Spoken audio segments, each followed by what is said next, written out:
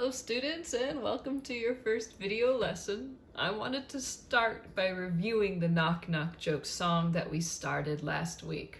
Hopefully you've been practicing it a good bit, but I know that doesn't mean you don't end up with some questions. So before we do anything else, let's look at where to put our hands and what we notice about the song in general.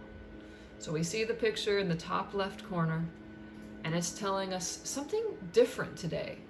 We still find the two black keys and see underneath it, they want us to use finger number 2, or pointer finger.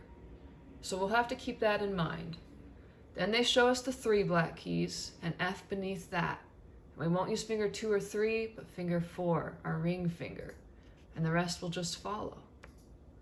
With that out of the way, let's look at the whole song and try to find anything unique or important throughout the song. For instance, what volume should we play this song at?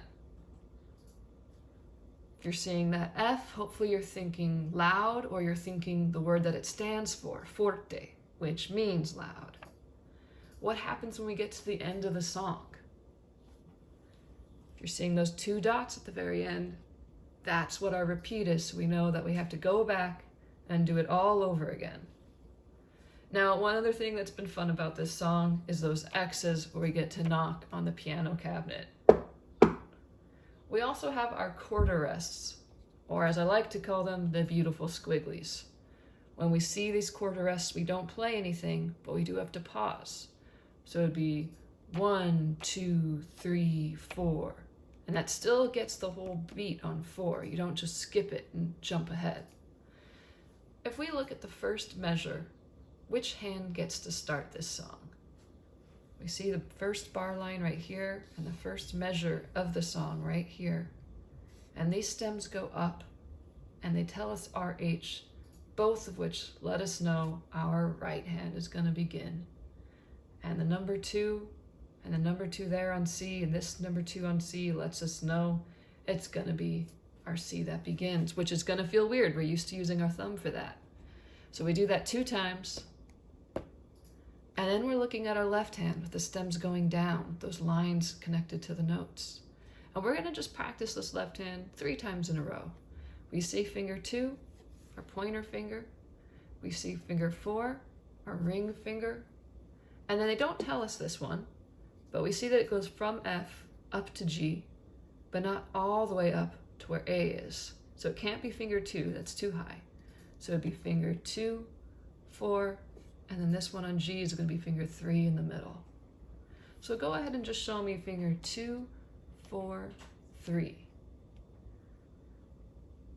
You don't have to do this on the piano. Just get your fingers used to going 2, 4, 3. One more time. 2, 4, 3.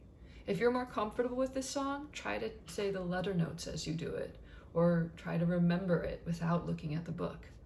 We're going to do this entire first measure before the bar line. Finger 2, 2, now left hand, 2, 4, 3. Of course, after that, we're going to have to get in our knock, knock, and our quarter rest. Let's go ahead and try this on the piano. I'm going to move you down so you can see, enjoy the trip. We'll zoom you out a little bit. Okay, so I have my 2 black keys in the middle of the piano. Normally my thumb would go on C, but we know it's finger 2. So I'll put that on C. And we know we have 3 black keys here. If you remember, what letter note is right below the 3 black keys? It's going to be F. You might not have known that, but you could have told yourself C, D, E, and here's an F below these 3. Regardless of how you figure it out, just use that drawing to find yourself to F, and the rest of your fingers follow on your left hand. Now that first measure was finger 2, 2, and then the left hand 2, 4, 3. So we're going to try that. It's going into the second measure. And then we have the knock, knock, and the rest, so we're going to add that now.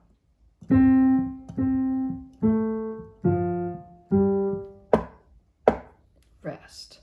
Don't have to put your hands out like that, but for me, it lets my students see that we're not doing anything. Now, if we go back to the music just for a moment, we see that the next part is going to have us starting with finger 3, just the way we finished. So we play finger 3 at the end of the left hand, we do our knocks and our rest, and then we go right back to it. Those stems going down, still our left hand. Back to C 2 times, just like we did at the beginning, and back to finger 2, just like we did at the beginning on the left hand. But we don't get to do the rest, we're back to knocking. Let's try it just from the third measure. Here's our first and our second, ending with the quarter rest. Now we're going to start right here in our third measure with G beginning on our left hand before going back up to C, and our left hand getting finger 2 again. I'll speak through that as we do it. And again, if you're more confident on this song, you can still be practicing just by trying to play it without looking. Memorization can help you a lot. So we just did our knock, knock, rest. And we said we start with the same finger that ended with our left hand, finger 3 2 times, before we go back to our right hand, finger 2 2 times. Just do that one more time for me. And then it tells us to go back to our left hand because the stem goes down, and we're using finger 2. So putting that together, finger 3 on your left, and then your right 2, and then your left hand 2. And then we have to knock, knock, rest.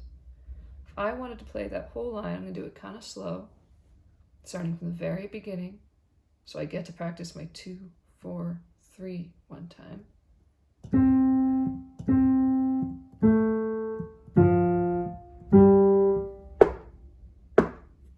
Starting with the same finger we ended on, finger 3.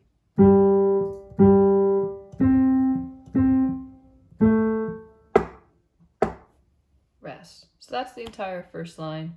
Let me do it once more. You can pause it and try to play it by yourself first, and then listen to it, pause it, and play it again.